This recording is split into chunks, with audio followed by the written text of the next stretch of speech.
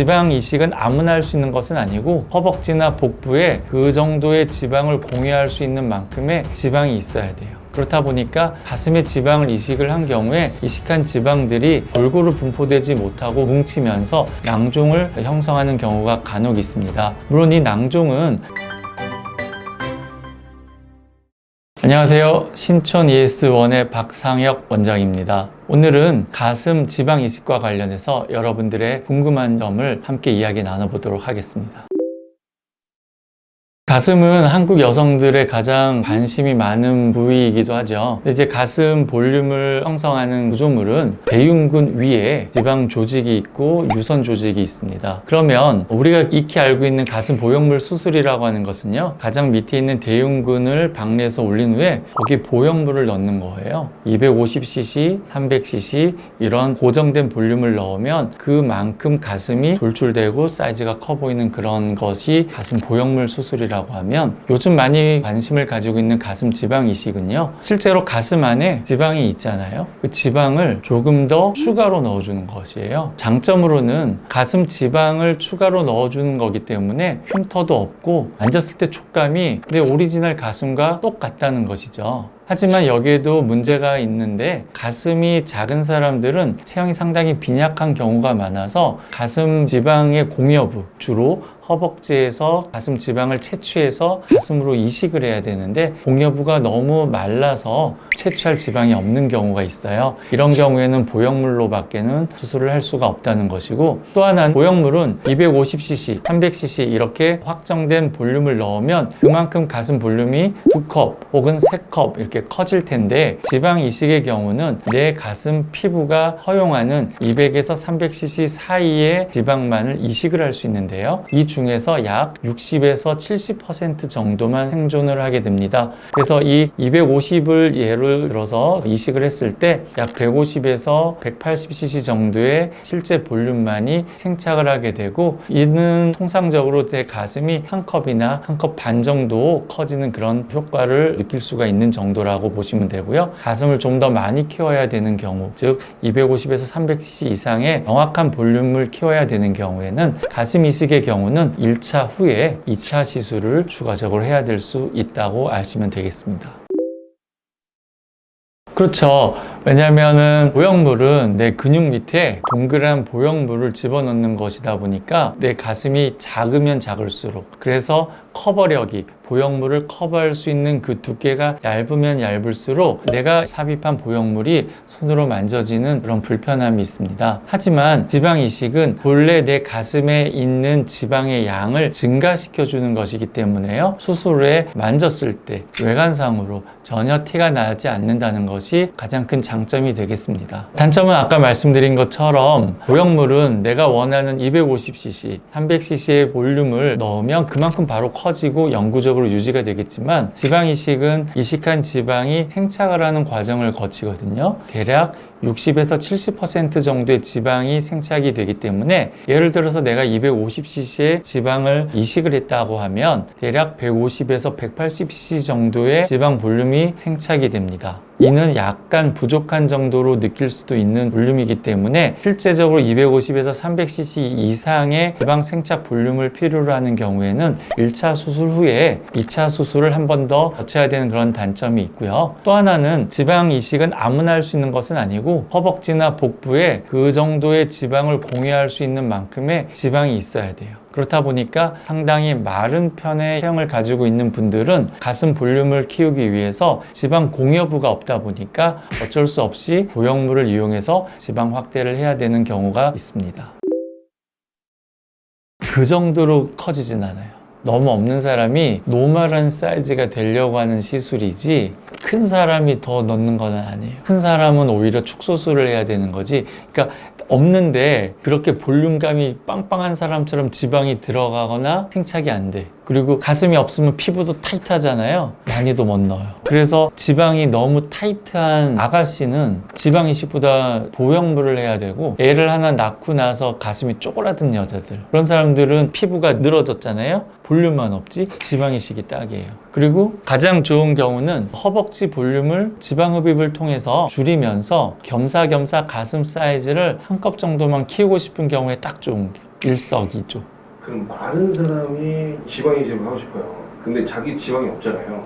보형물밖에 방법이 없어요. 다른 사람의 지방이라든가 이런 거. 이거는 자가지방, 면역 문제 때문에 자가지방을 이식을 해야 되는 것이고요. 일단 공여부 지방이 없으면 지방 이식이 어렵고, 지방이 있다 하더라도 수유를 하지 않은 젊은 여자인 경우에 가슴 피부가 지나치게 타이트한 경우에도 지방 이식의 결과가 좋지는 않고요. 공여부가 충분하고 가슴의 피부가 넉넉한 경우에 가장 좋은 인디케이션이 되는 경우라고 말을 할 수가 있겠고요. 가장 흔한 거는 아이 낳고 나서 수유를 마쳤는데 허벅지에도 살이 적당히 있으면서 가슴 피부도 넉넉한데 수유 후에 가슴 볼륨이 쫄아들어 버린 경우, 가슴 지방 이식 한 번만으로 본래의 탄력과 체형을 찾을 수 있습니다. 그런 지방 이식 중에서 줄기세포 가슴 지방 이식이라고 있던데. 네네네. 일반 가슴 지방 이식보다 뭐 효과가 좋나요? 물론 그렇죠. 지방 이식을 한 경우에 50% 미만의 생착률을 보이는데, 자가 지방을 줄기세포를 추출해서 같이 이식을 해주는 경우에 60에서 70% 정도로 생착률을 현저히 높일 수가 있습니다. 이런 경우에는 지방 이식을 2번 해야 되는 경우에도 한 번만으로도 충분히 만족할 수 있는 결과가 있을 수 있기 때문에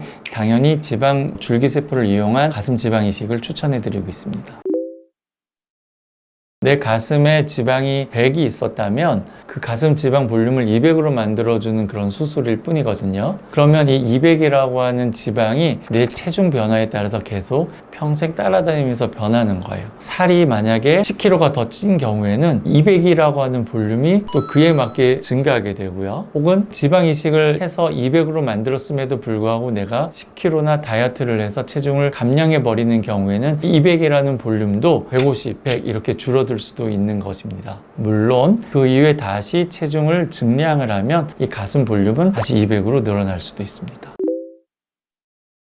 이런 문의, 이런 걱정 상당히 많은 편인데요. 가슴에 지방을 이식한 경우에는 꼭 검진을 받기 전에 영상학과 선생님께 가슴 지방 이식을 몇 년 전에 받았는지를 꼭 미리 말씀해 주시는 것이 필요합니다. 그래야 그것을 감안해서 혹여 있을지 모르는 가슴의 낭종이나 혹을 가려낼 수가 있을 것이고요. 또 하나는 가슴에 지방을 이식을 한 경우에 이식한 지방들이 골고루 분포되지 못하고 뭉치면서 낭종을 형성하는 경우가 간혹 있습니다. 물론 이 낭종은 크게 문제를 일으키지 않는 경우에는 꾸준히 경과 관찰을 하는 정도로 충분하지만 그 낭종의 변화를 관찰을 하기 위해서 역시 정기 검진을 할 때마다 영상학과 선생님께 언제 가슴에 지방 이식을 몇 cc 정도 받았다라고 언급해 주는 것은 상당히 중요한 부분이 되겠습니다.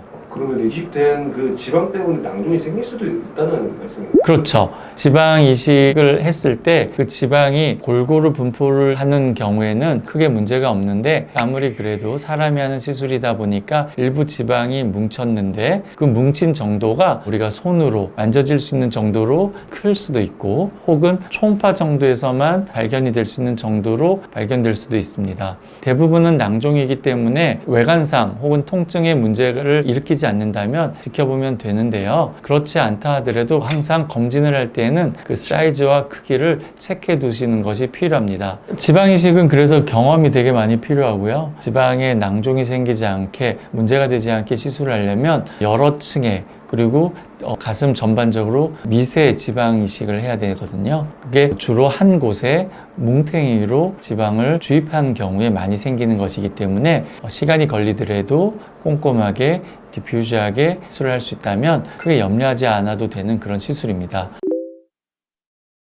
키와 체중은 지방 이식을 할 수 있느냐 없느냐에 크게 문제되지는 않습니다. 시술하기 전에 그 사람 공여부, 주로는 허벅지 외측, 허벅지 내측이나 복부에서 채취를 하게 되는데, 필요하다면 초음파로 지방 두께나 퀄리티를 확인을 해서요, 그 공여부에서 500cc의 지방을 채취가 가능하다고 하면 키가 작든 체중이 적게 나가든 시술이 가능하고요. 키가 크고 체중이 많이 나간다 하더라도 두꺼운 공여부가 존재하지 않는다면 지방 이식이 힘든 경우도 있을 수 있기 때문에 시술 전에 공여부에 대한 평가를 의사 선생님이 초음파 검사를 통해서 확인해 보는 것이 좋습니다. 갑자기 궁금한 건데요. 250cc를 넣기로 했어요. 네. 근데 뽑는 거는 왜 500을? 뽑았을 때 투메슨트라고 하는 용액이 같이 섞여 있는 볼륨이거든요. 이거를 정제를 해서 물을 제거를 하면 약 250cc 정도가 나오고 여기서 줄기세포 추출을 해서 같이 믹스해서 지방 이식을 하게 됩니다. 그렇기 때문에 250cc를 이식하고자 하면 투메슨트라고 하는 용액이 섞여 있는 상태의 흡입은 약 500cc 정도를 해줘야 250cc의 이식 지방이 채취가 가능합니다. 이 볼륨을 충분히 채취할 수가 없기 때문에 200cc 혹은 150cc씩만 이식하는 경우들도 사실은 많이 있고, 그리고 내가 이식한 250cc 볼륨이 100% 생착하는 것이 아니라 60에서 70% 정도 생착을 하기 때문에 실제로는 150에서 180cc 정도가 생착을 합니다. 그렇다 보면 우리가 실제적으로 인식하는 경우로 치면 A컵 가슴이 약 B컵 정도 되는 느낌 정도 가슴 확대가 된다고 판단하시면 돼요. 참고로 보형물을 250에서 300cc 정도 넣게 되면 A컵 가슴이 C컵 가슴 정도 확대가 된다고 비교할 수 있겠습니다. 재밌는 거는 가슴 지방 이식하려고 살을 찌우는 과정에서 가슴 볼륨도 커지거든요. 그래서 살을 5kg 찌워봤더니 가슴 이식을 할 필요가 없다고 판단돼서 수술을 보류하는 경우도 있을 수 있습니다. 근데 그러면 허벅지가 커져 있기 때문에 허벅지 스트레스는 있을 수 있죠. 그래서 가슴 지방 이식은 볼륨의 재분배인 거예요. 허벅지나 복부나 원치 않는 곳의 볼륨을 줄이고 내가 원하는 부분의 가슴 혹은 얼굴 이런 곳에 원하는 곳 볼륨을 채워주는 그런 시술이 지방 이식이 되겠습니다. 가슴 지방 이식을 한 경우에는 내 피부의 장력이 현저하게 증가하게 되거든요. 그래서 지나치게 장력이 증가한다면 이식을 할 수 있는 지방의 양도 줄어들게 됩니다. 즉 시술 직후에는 늘어난 피부 장력 때문에 가슴이 답답하다고 많이 느낄 수 있는데, 가슴 보형물 수술과는 달리 가슴 지방 이식은 피부 압박을 많이 안 하는 편이에요. 멍이 생긴다면 시술 직후 하루 정도 지나면 멍이 발생한 것을 알 수가 있는데, 시술 결과에는 큰 영향이 있지는 않기 때문에 일주일 정도 지나면 저절로 사라지게 될 것이고요. 가슴이 답답한 증상도 2, 3일 정도 지나면 금방 익숙해져서 편안하다고 느끼실 수 있습니다. 다만 가슴 지방 이식을 한 경우에는 새로운 혈관이 자라나는 것을 촉진해야 되기 때문에 지나치게 압박을 하거나 하지는 않으니까 압박에 의한 가슴이 답답함은 크게 걱정하지 않으셔도 됩니다. 가슴은 압박을 하면 집어넣은 지방들이 숨 못 쉬어서 다 죽어버려요. 지방 이식을 한 곳은 피가 잘 통하게 이렇게 헐렁헐렁하게 해줘야 돼요. 아까 줄기세포 이식도 혈관이 잘 생기라고 넣는 거거든요. 그럼 혈관이 빨리빨리 생겨서 잘 생기고 피가 통해서 산소가 공급이 되는 만큼 이식한 지방들이 살아나는 거예요. 마사지 같은 게 도움이 되나요?